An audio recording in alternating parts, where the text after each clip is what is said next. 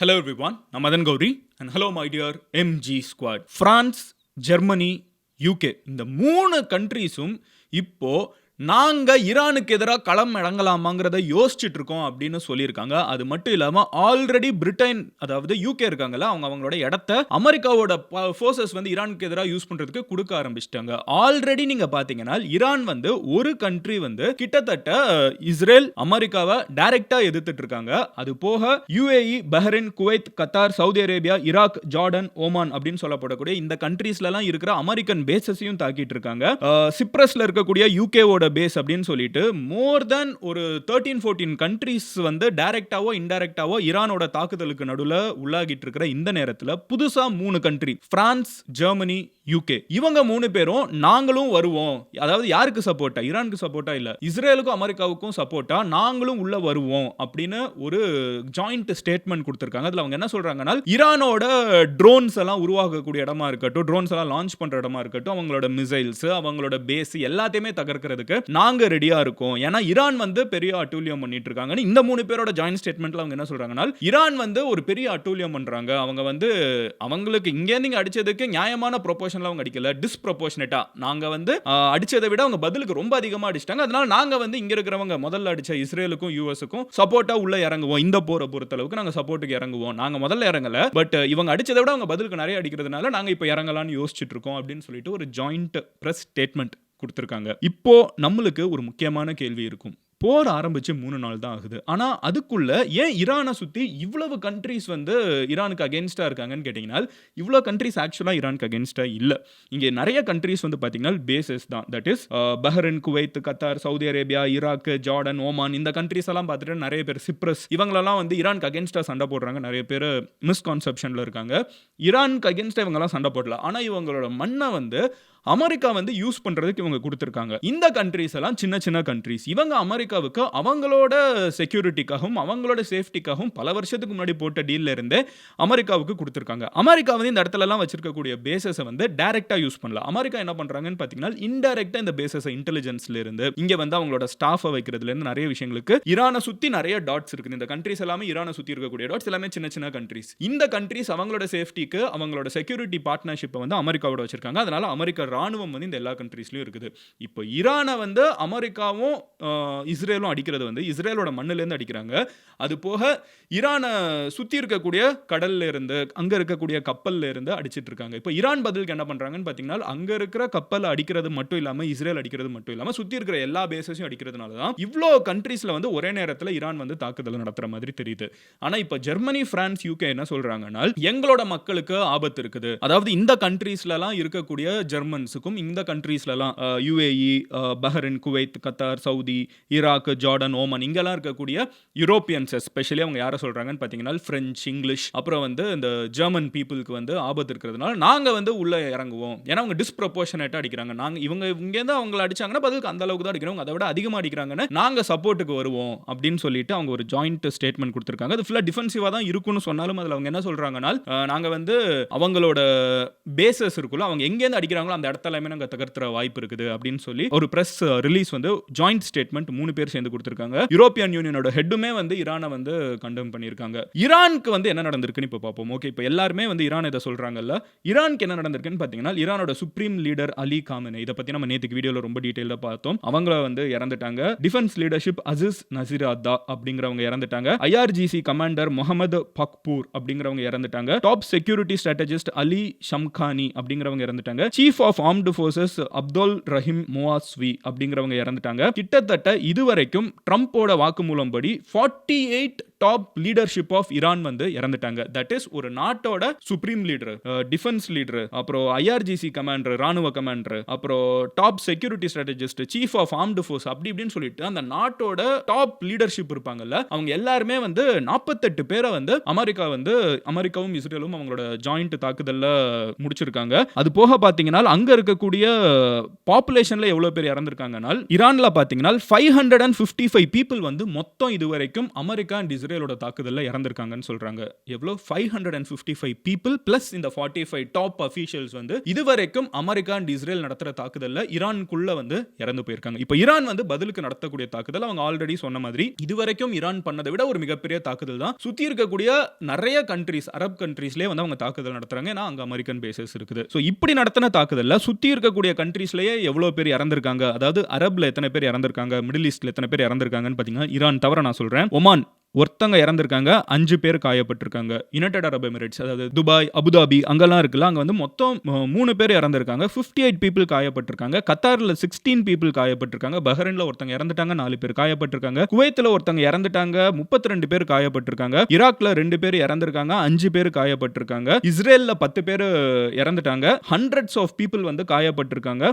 லெபனான்ல 13 பேர் இறந்துட்டாங்க, 150 பீப்புள் காயப்பட்டிருக்காங்க. அமெரிக்க ராணுவத்தை சேர்ந்தவங்க வந்து 4 பேர் இறந்துட்டாங்க, 4 பேர் காயப்பட்டிருக்காங்க. சோ இந்த இடங்கள் எல்லாத்துலயும் இருந்துகிட்டு இஸ்ரேலும் அமெரிக்காவும் அடிச்சதுக்கு பதிலுக்கு ஈரான் வந்து அங்க இருந்து இங்க இருக்கிற எல்லா இடங்களையும் அடிச்சிருக்காங்க. இதுல 2 சைடுமே வந்து பாத்தீங்கன்னா சிவிலியன்ஸ் இறந்து போயிருக்காங்க. இருந்தாலும் மிகப்பெரிய சிவிலியன் மரணங்கள் அப்படின்னு பார்த்தோம்னா ஈரான்ல ஒரு ஸ்கூல்ல நடந்த தாக்குதல்ல மோர் தென் 100 பீப்புள் இறந்து போயிட்டாங்க. இதுல நிறைய ஸ்கூல் குழந்தைங்க இருக்காங்கன்னு இப்போ நம்மளால கன்ஃபார்மா சொல்ல முடியுது. இதுதான் வந்து இன்னைக்கு போரோட ஒரு கோரமான ஒரு சிச்சுவேஷன். இப்போ இன்னொரு சைடு பாகிஸ்தான்ல பாத்தீங்கன்னா ஈரான்ல இவ்வளவு பெரிய ஒரு தாக்குதல் நடத்துறது தப்பு அப்படின்னு சொல்லிட்டு அங்க இருக்கக்கூடிய மக்கள் வந்து ஒரு ப்ரொடெஸ்ட் பண்ண ஆரம்பிச்சிருக்காங்க. இங்க இருக்கிற கவர்மெண்ட் வேணா வந்து அமெரிக்காவுக்கு சப்போர்ட்டா இருக்கலாம், ஆனா நாங்க அப்படி சப்போர்ட் கிடையாதுன்னு சொல்லிட்டு அங்க இருக்கிற மக்கள் வந்து பயங்கரமா போராட்டம் பண்ண ஆரம்பிச்சப்போ அவங்க ஊர்ல இருக்கிற அவங்க போலீஸ்க்கும் அவங்களுக்குமே தடியடி நடந்தா அங்க வந்து ஒரு 20 to 30 பீப்புள் இறந்து போயிருக்காங்க. சோ இந்த மாதிரி ஈரான்ல இப்போ நடந்துட்டு இருக்கிற போர் வந்து ஈரான்ல மட்டும் இல்லாம அதை சுத்தி இருக்கக்கூடிய நிறைய கண்ட்ரீஸ்ல உயிர் பலியும் சரி காயங்களும் சரி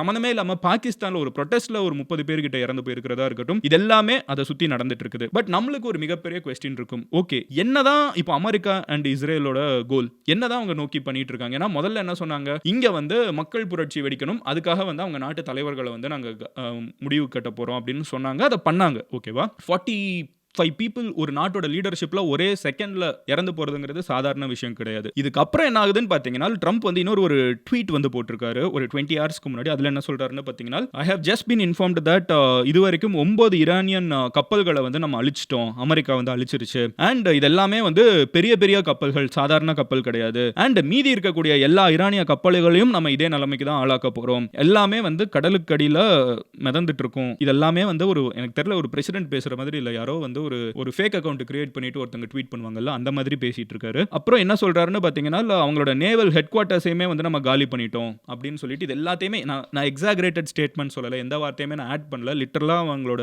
வேர்ட்ஸ் எல்லாம் நம்ம இங்கிலீஷ்ல பேசுற வழக்குல பேசுறப்போ இப்படிதான் வருது. இது எல்லாத்தையுமே சொல்லிட்டு இது இன்னும் ஸ்ட்ராங் ஆகும் அப்படின்னு இருக்காங்க. அப்போ எல்லாருக்குமே இருக்கிற ஒரு கேள்வி என்னன்னு பாத்தீங்கன்னா, முதல்ல அங்க இருக்கிற தலைமை பிரச்சனை, அங்க அணு ஆயுதம் அவங்க உருவாக்க போறாங்கன்னு சொல்லிட்டு அணு ஆயுதத்துக்கும் ஹெட்டா இருக்கிற அலி காமினே அவங்கள வந்து நீங்க தாக்குனீங்க. அவங்க சுத்தி ஒரு 40 பேர் முக்கியமான தலைவர்கள் இறந்துட்டாங்க. இப்போ அந்த ப்ரோக்ராம் ஸ்டார்ட் ஆகிறதுக்கான சான்சஸ் கிடையாது. ஆனா இன்னமுமே ஏன் தாக்குதல் நடத்திட்டு இருக்கீங்க அப்படின்னு ஒரு கேள்வி வந்து அமெரிக்காவை பார்த்து கேட்கிறப்போ, இஸ்ரேல் பார்த்து கேட்கிறப்போ, இஸ்ரேல் அமெரிக்கா என்ன பதில் சொல்றாங்கன்னா, ஈரான் இன்னைக்கு கிடையாது, என்னைக்குமே எங்களுக்கு எதிராக ஒரு ஆபத்தா வரக்கூடாதுங்கிற அளவுக்கு அவங்க நாட்டை வந்து நாங்க தாக்குதல் பண்ண போறோம். தட் இஸ் அவங்க நாட்டோட டிஃபென்ஸ் சிஸ்டமா இருக்கட்டும், அஃபென்சஸ் அவங்களோட பேசிக்கா ராணுவம் இருக்கட்டும், நேவல் இருக்கட்டும், ஏர்ஃபோர்ஸ் இருக்கட்டும், அது எல்லாத்தையுமே வந்து ஒரு 30-40 வருஷத்துக்கு பின்னாடி கொண்டு போக போறோம் அப்படிங்கிறாங்க. அதுக்கு அர்த்தம் என்னன்னு பாத்தீங்கன்னா, அங்க இருக்கக்கூடிய முக்கியமான கப்பல்கள், ஃப்ளைட், அவங்களோட இன்ஃப்ராஸ்ட்ரக்சர், அவங்களோட டிஃபென்ஸ் எக்யூப்மெண்ட்ஸ், அவங்களோட ஆயுதங்கள், அவங்களோட ஆர்ம்டு ஃபோர்சஸ் எல்லாத்தையுமே நாங்க தகர்த்த போறோம். இவங்க மறுபடியும் இதெல்லாம் செஞ்சு வர்றதுக்கு வந்து ஒரு 30-40 வருஷம் ஆயிடும். அவ்வளவு பெரிய தாக்குதல் நாங்க பண்ண போறோம். இது ஒரு வாரம் மட்டும் கிடையாது, இது ஒரு மாசம் வரைக்கும் கூட நடக்கலாம் அப்படின்னு சொல்லிட்டு அமெரிக்கால இருந்து நம்மளுக்கு நிறைய நியூஸ் சேனல்ஸ்ல அதுதான் சொல்லிட்டு இருக்காங்க. It's going to be multiple weeks of this happening. இதுல இருக்கிறதுலே அதிகமா பாதிக்கப்படுற கண்ட்ரி ஈரானா இருந்தாலும் அதை சுத்தி இருக்கக்கூடிய அந்த மிடில் ஈஸ்ட்ல இருக்கக்கூடிய எல்லா கண்ட்ரீஸும் இருக்குல்ல, நான் அகைன் சொல்றேன், யுஏஇயா இருக்கட்டும், சவுதி அரேபியாவா இருக்கட்டும், இதெல்லாமே வந்து மேஜர் எக்கானமிஸ். இன்னைக்கு குளோபல் லெவல்ல வந்து பயங்கரமா எக்கானமிஸ் பில்ட் ஆயிட்டு இருக்கக்கூடிய கண்ட்ரி. நம்மளுக்கே இதுல வந்து ஒரு பர்சனல் இன்ட்ரெஸ்ட் எக்ஸ்ட்ராவா இருக்கு அப்படின்னு பாத்தீங்கன்னா, நிறைய பேர் இந்தியன்ஸ் அங்க இருக்காங்க. நீங்க வந்து இந்தியாவுக்கு வெளியில இருக்கக்கூடிய இந்தியன்ஸ் பாப்புலேஷன் வைஸ் பெர்சன்டேஜா எடுத்து பாத்தீங்கன்னா, எனக்கு தெரிஞ்சு யுஏஇ, கத்தார், அப்புறம் வந்து சவுதி அரேபியா, ஒமான், அப்புறம் வேற என்ன கண்ட்ரி என்னன்னா அந்த குவைத், பஹ்ரைன், இது எல்லாமே இந்தியன்ஸ் அதிகமா இருக்கக்கூடிய கண்ட்ரிஸ். இந்த வீடியோவே வந்து 20% வந்து மிடில் ஈஸ்ட்ல இருந்து பார்த்துட்டு இருக்காங்க. நான் நேற்றுக்கு ஸ்டாட்ஸ் எடுத்து பார்த்தேன். நம்ம சேனல்ல வந்து ஒரு 10 லட்சம் பேர் பார்த்துருக்காங்கன்னு ஒரு நம்பர்ஸ் வருதுன்னா, 1 மில்லியன் பார்த்துருக்காங்கன்னு வருதுன்னா, அதில் 0.2 மில்லியன் வந்து மிடில் ஈஸ்ட்ல இருந்தே பார்க்குறாங்க. வேர்ல்டு ஃபுல்லாக சொல்லல, ஜஸ்ட் மிடில் ஈஸ்ட்ல இருந்து அவ்வளோ பேர் பார்க்குறாங்க. அப்படி இருக்கிறப்போ இங்கே இவ்வளோ மக்கள் இன்வால்வ் ஆகியிருக்காங்கிறப்ப நம்மளுக்கு வந்து இது வந்து ஏதோ ஒரு இஸ்ரேலுக்கும் ஈரானுக்கும் நடக்கிற ஒரு போர்னு நம்மளால பார்க்க முடியல. நடுவில் நம்ம மக்கள் நிறைய பேர் இன்வால்வ் ஆயிருக்காங்க. நம்ம மக்களோட நிறைய பேரோட வாழ்வாதாரம் இன்வால்வ் ஆயிருக்குது, பிசினஸ் இன்வால்வ் ஆயிருக்குது. அப்படிங்கிறப்போ it definitely feels very personal. But what ever said and ton, இது எங்க முடியும் மதன், இது இப்படியே போயிட்டு இருக்குமா அப்படின்னு கேட்டீங்கன்னா, it looks like that. America and Israel சொல்லக்கூடிய ஒரு கணக்கு இருக்குல்ல, எங்களோட மெயின் கோல் வந்து அங்க ரிஜிம் சேஞ்ச் அப்படிங்கிறாங்க. ரிஜிம் சேஞ்ச் அங்க வராது. பிராக்டிகலா சொல்றேன். எப்படி ஏன் வராதுன்னு நான் சொல்றேன்னா, நீங்க ஒரு கவர்மெண்டோட தலைகளை வந்து ரிமூவ் பண்ணிட்டு அங்க ரெஜிம் சேஞ்ச் வரணுங்கிறீங்க. இப்போ ஆனா ரெஜிம் சேஞ்ச் வேணும்னா ஆப்போசிட்ல இருக்கக்கூடிய மக்கள் வந்து கிளர்ச்சி பண்ணணும்ங்கிறது தான் வந்து ட்ரம்போட எதிர்பார்ப்பா இருக்குது. அதாவது அங்க இருக்கிற மக்கள் வந்து இனிமே கிளர்ச்சி பண்ணணும், போராட்டம் பண்ணணும் அப்படின்னு. ஆனா அவங்க அப்படி பண்றதுக்கு அவங்க கிட்ட ஆயுதம் இருக்கணும், அவங்க கிட்ட பவர் இருக்கணும், அவங்க நம்பர்ஸ் அதிகமா இருக்கணும். இது எதுவுமே ப்ரூவன் கிடையாது. உண்மையிலேயே அங்க அவ்வளோ பெரிய மக்கள் வந்து இந்த அரசாங்கம் வேணாம்னு நினைக்கிறாங்களா, உண்மையிலேயே அங்க அத்தனை பேர் வந்து ஒரு ஆயுத புரட்சி பண்ணியாவது அங்க இருக்கிற அரசாங்கத்தை தூக்கி போடணும்னு நினைக்கிறாங்க. இது எதுவுமே நம்மளுக்கு ப்ரூஃப் கிடையாது. ஸோ இப்போதைக்கு அப்புறம் அவங்க கிட்ட ஆயுதமும் கிடையாது. அப்படி ஒரு நம்பர் இருக்காங்கிற ஒரு சினாரியோ வந்தா கூட அவங்க கிட்ட ஆயுதம் கிடையாது. சுத்தி இருக்கிறவங்க கிட்ட ஆயுதம் இருக்குது, பவர்ல இருக்கிறவங்க கிட்ட. அப்போ அந்த மாதிரி ஒரு கிளர்ச்சி வர்றதுக்கான சான்சஸ் வந்து ரொம்ப கம்மி. நிறைய பேர் என்ன சொல்றாங்கன்னா, இது ஒரு பிரிடெக்ஸ்ட் தான். ஆக்சுவலா இஸ்ரேலுக்கும் அமெரிக்காவுக்கும் கோல் என்னன்னு பாத்தீங்கன்னா, இவங்க மறுபடியும் ஈரான் வந்து என்னைக்குமே ஒரு பிரச்சனையா இஸ்ரேலுக்கும் அமெரிக்காவுக்கும் வரக்கூடாதுன்னு நினைக்கிற அளவுக்கு அவங்க வந்து அங்க ஒரு தாக்குதல் நடத்திட்டு இருக்காங்க. which already happened in நீங்க இங்க பார்க்கலாம், காசால பார்க்கலாம். அங்க வந்து அவங்க மறுபடியும் அவங்க உருவாகவே முடியாத அளவுக்கு ஒரு பெரிய தாக்குதல் வந்து அங்க நடந்துச்சு. அதே தாக்குதலை தான் ஈரான்ல பண்ண போறாங்கங்கறாங்க. But it is not the same. ஏன்னா இஸ்ரேல் வந்து அங்க உள்ளுக்குள்ள போனாங்க, கிரவுண்ட் லெவல்ல என்டர் ஆனாங்க. அது ரொம்ப பெருசா பேசப்பட்டுச்சு. ஏன்னா கிரவுண்ட் லெவல்ல போனா தான் அந்த அளவுக்கு ஒரு கண்ட்ரோல் எடுக்க முடியும். Iran is a huge country. நிறைய பேருக்கு இது புரியறது இல்ல. ஈரான் வந்து மேப்ல பார்க்கிறதுக்கு சின்னதா இருக்குதுன்னு சொல்லிட்டு அது ஏதோ சின்ன கண்ட்ரி நினைச்சிட்டோம். ஈரான் வந்து ஒரு என்ன சொல்ல, அது வந்து யூரோப்ல வச்சோம்னா அது வந்து ஒன் ஆஃப் தி பிக்கெஸ்ட் கண்ட்ரீஸா இருக்கும். வேர்ல்டுல இருக்கக்கூடிய one of the biggest countries Iran. ஏன் இவ்வளவு குழப்பம், நான் வந்து நம்பர்ஸாவே பார்த்து சொல்லிடுறேன். ஈரான் வந்து 17th largest country in the world. யோசிச்சு பாருங்க, கிட்டத்தட்ட 200 கண்ட்ரீஸ் இருக்கிற இந்த உலகத்துல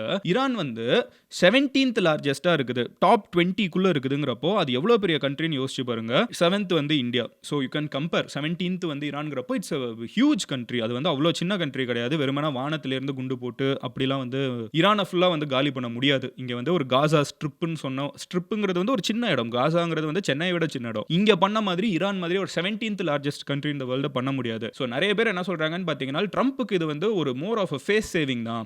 அவர் வந்து பயங்கரமா ரெட்டாரிக் வச்சுட்டாரு. நான் வருவேன், ஈரானை வந்து எல்லாம் காலி பண்ணுவேன் அப்படின்னு பேசிட்டாரு. அப்புறம் அவருக்கு லோக்கல் எலெக்ஷன்ஸ்லாம் வருது. அதுக்காக இவர் பண்ற ரெட்டாரிக். இஸ்ரேலுக்கு உண்மையிலே ஈரான் வர்சஸ் இஸ்ரேல் பிரச்சனை பல வருஷமா போயிட்டு இருக்குது. அந்த பிரச்சனையை விட்டுருங்க. அமெரிக்காவுக்கு வந்து ட்ரம்ப்புக்கு வந்து இது ஒரு செல்ஃபிஷான, இது வந்து முழுக்க அவர் யூஸ் பண்ணிக்கிட்ட ஒரு சிச்சுவேஷன் தான் அப்படின்னு சொல்றாங்க. அவரோட ஃபேஸ் சேவிங். அவர் வந்து ஒரு பெரிய லீடர்னு காமிச்சிக்கிறதுக்கு இந்த போரை பண்ணிட்டு இருக்காரு. இன்ஃபேக்ட் இதுக்கு முன்னாடி அவங்க பேச்சுவார்த்தையில இருந்தாங்க. அந்த பேச்சுவார்த்தையில எல்லாமே சுமூகமா முடிஞ்சிருக்கலாம். ஆனால் அந்த முடிய கூட விடாம இந்த தாக்குதல் நடத்த ஆரம்பிச்சது ட்ரம்போட செல்ஃபிஷ் கோல்ஸ்ங்கறாங்க. பட் எனிவே அதுக்கு முன்னாடி பேச்சுவார்த்தை நடந்துச்சுன்னு சொன்னேன்ல, அது ஒரு பெரிய டாபிக். அதை பத்தி நம்ம பேசணும்னா, அந்த டாக்ஸை பத்தி பேசணும்னா நீங்க டாக்ஸ்னு கமெண்ட் செக்ஷன்ல சொல்லுங்க. நிறைய பேர் அதை கேட்டீங்கன்னா மேபி டே 4 கண்டிப்பா இதை பத்தி பேசுவோம். ஏன்னா இது எந்த விதத்திலயும் முடியறபாடு இல்லை, ரொம்ப பெருசாயிட்டு இருக்குது. மேபி நிறைய பேருக்கு அதுல இன்ட்ரெஸ்ட் இருந்துச்சுன்னா நம்ம நாளைக்கு வந்து என்ன பேச்சுவார்த்தை நடந்துட்டு இருந்துச்சு, சுமூகமா முடிஞ்சிருக்க வேண்டியது எப்படி இவ்வளவு பெரிய போர் ஆச்சுங்கிறத நான் எக்ஸ்பிளைன் பண்றேன். பட் இன்னைக்கு not going too much deep into ஒரு அனாலிசிஸா போகாம இன்னைக்கு போர் பெருசாயிட்டு இருக்குது, கண்டினியூ ஆயிட்டு இருக்குது. ஒரே ஒரு பாசிட்டிவ் என்ன அப்படின்னு பாத்தீங்கன்னா, அபுதாபியில இருந்து சில ஃபிளைட்ஸ் டேக் ஆஃப் ஆக ஆரம்பிச்சிருச்சு. நான் கடைசியாக பார்த்தப்போ ஒரு ஃப்ளைட் மும்பைக்கு வர ஆரம்பிச்சிருச்சு. ஐ திங்க் ஒரு 10-20 ஃப்ளைட்ஸை வந்து ஸ்லோவாக ஸ்டார்ட் பண்ணுறாங்க. ஏன்னா மிடில் ஈஸ்ட் வந்து ஒரு குளோபல் ஏவியேஷன் ஹப். உலகத்தில் யார் எங்கே போகணுன்னாலும் அதுக்கு மிடில் ஈஸ்ட் வந்து ஒரு முக்கியமான பாயிண்ட்டாக இருக்கும். ஒரு 2-3 டேஸாக ஃப்ளைட் எதுவும் பெருசாக இல்லை. இப்போ ஸ்லோவாக அதை ரீஸ்டார்ட் பண்ணுறாங்க. பார்ப்போம் இது எங்கே போய் முடியுதுன்னு. பட் எது எப்படியோ நம்மளுக்கு டைரெக்டாகவும் இன்டைரக்டாகவும் பல பாதிப்புகள் ஒரு போர்னால இருக்குது. எந்த போருமே செலிப்ரேட் பண்ணக்கூடாது. அது இந்த போர் இல்லை, எந்த போரையுமே செலிப்ரேட் பண்ணக்கூடாது. முடிஞ்ச அளவுக்கு எந்த போராக இருந்தாலும், எந்த ஒரு வன்முறையாக இருந்தாலும் அது சீக்கிரமாக முடிவுக்கு வரணுங்கிறது தான் எம்ஜியும் சரி, எம்ஜி ஸ்குவாடும் சரி, இந்த ஸ்டாண்டில் நம்ம தெளிவாக இருப்போம். அது யாருக்கு பண்ணாலும் சரி, வன்முறை சீக்கிரமா முடிவுக்கு வரணும்ங்கறத மட்டும் சொல்லிட்டு இந்த வீடியோ நான் முடிச்சுக்கிறேன். I'll see you tomorrow. உங்க ஃப்ரெண்ட்ஸ் யாருக்காவது இந்த வீடியோ நீங்க ஷேர் பண்ணணும்னு நினைச்சீங்கன்னா ப்ளீஸ் ஃபீல் ஃப்ரீ. அண்ட் நீங்க நாளைக்கு என்ன நடக்குது இந்த இஷ்யூலங்கிறத தெரிஞ்சுக்கிறதுக்கு இந்த சேனலை சப்ஸ்கிரைப் பண்ணி எம்ஜி ஸ்குவாட்ல சேருங்க. அப்போனா தான் நான் போஸ்ட் பண்ற வீடியோ உங்களுக்கு வந்து சேரும். 10 நிமிஷத்துல என்னால எல்லாத்தையும் உங்ககிட்ட எக்ஸ்பிளைன் பண்ணி முடிக்க முடியும். Love you all, take care, bye. Let's pray for piece.